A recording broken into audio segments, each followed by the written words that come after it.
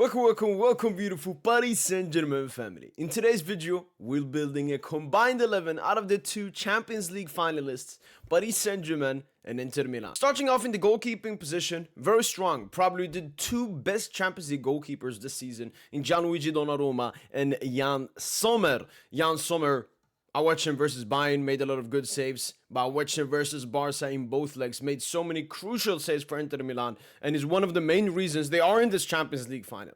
But Gianluigi Donnarumma, first of all, he brings way more to the game. Second of all, his Champions League run this season with Paris Saint-Germain, especially in the knockout stages, is one of the best I've seen from a goalkeeper. I'm comparing this to prime Courtois, prime Alisson. What Donnarumma has done this season against Villa, against Liverpool, against Arsenal, definitely deserving of the goalkeeping position. For the right back position, we have an Inter player and an ex-Inter player. It's Achraf Hakimi and Denzel Dumfries. Denzel Dumfries, honestly, what a signing by Inter Milan. Because losing Achraf Hakimi, if we lost Achraf Hakimi, I'll be like, can we replace someone that is close to his level? And that's exactly what Inter Milan did. Still think there's obviously a quality disparity between Dumfries and Hakimi, but Dumfries, what a player.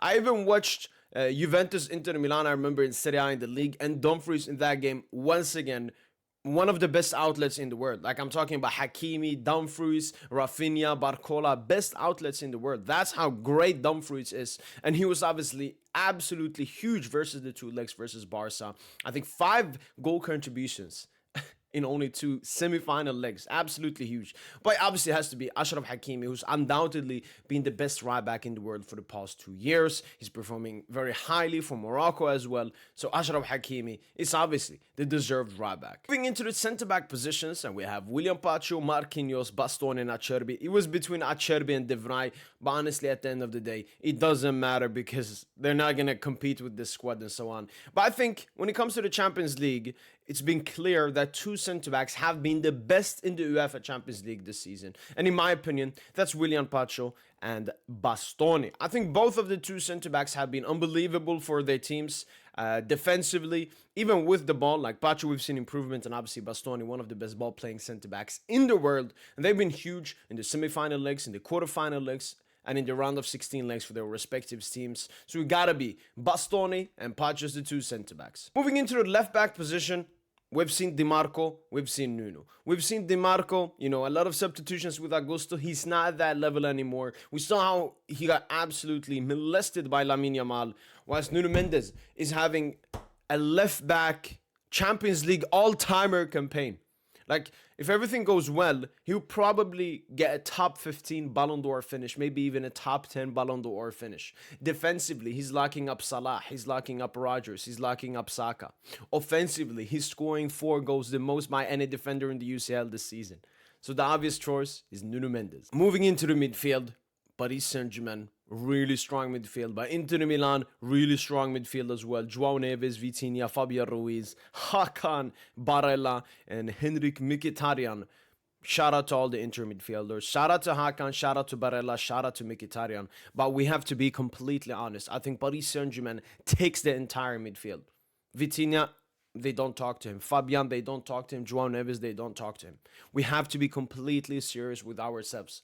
João Neves, first season at Paris Saint-Germain, is having an absolute campaign at 20 years of age. Fabian Ruiz, player of the tournament at the Euros, and now look at him, absolutely destroying teams in the Champions League knockout stages. And Vitinha, he's been at a world-class level ever since last season, especially in the biggest games where it matters the most. So sorry to Mkhitaryan, Barella, and Hakan.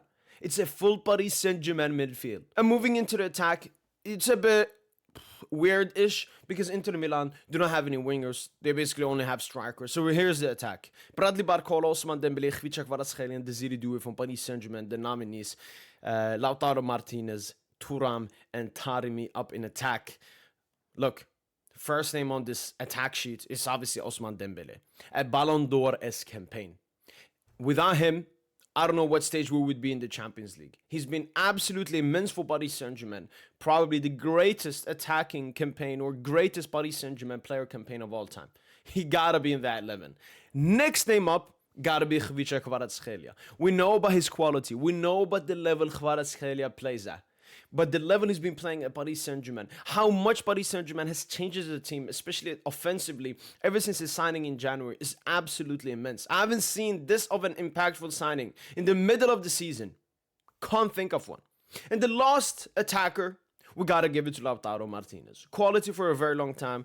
Both Desiree Doué and Brady Barcola deserve their shouts, and even Marcus Thuram. But I think Lautaro Martinez is the third additional attacker next to Ousmane Dembele and Khvicha Kvaratskhelia. And now we can take a look at the lineup here. Gianluigi Donnarumma in goal, Hakimi, Pacho, Bastoni, Nuno, Vitinha, Neves, Fabian, and Khvicha, Lautaro, Ousmane Dembele in attack. It's an absolutely amazing 11. And yes, it's very Paris Saint-Germain dominated. We're the best team in the world. We have the most talented team in the world. And honestly, out of all the combined 11s I've made, this one suits really well because Lautaro Martinez and Bastoni are two players I would love to pick up to Paris Saint-Germain. Bastoni with his ball-playing ability and great defensive ability. Lautaro Martinez, that's that false line in attack so Dembouz can go back to the winger. This would be an absolutely insane 11. Let's do a cheeky managerial as well. Luis Enrique, Simeone Inzaghi. Once again, all respect to shout out to Simeone Inzaghi.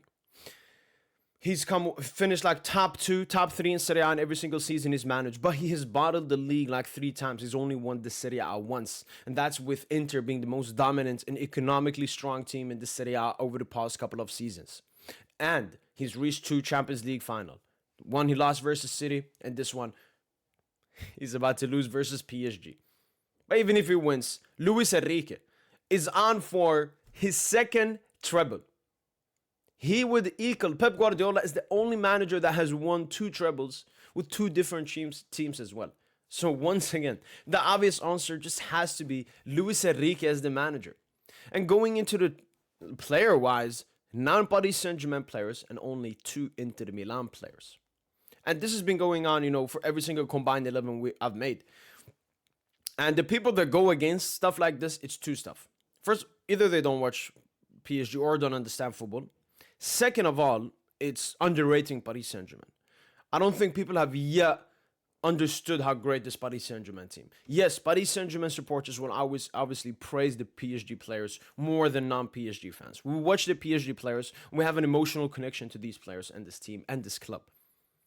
But I think when we eventually win the Champions League, when we start creating a dynasty, when we go to the Club World Cup and hopefully win it as well, that's when people will start opening their eyes and say, you know what, this could potentially be a generational team. Like, this could potentially be an absolutely insane team. I mean, look how stacked this team is. I rest my case. That's been it from boy PSG, and hopefully guys have enjoyed this video. Let me know in comments down below what Inter players will get into Paris Saint-Germain's combined 11.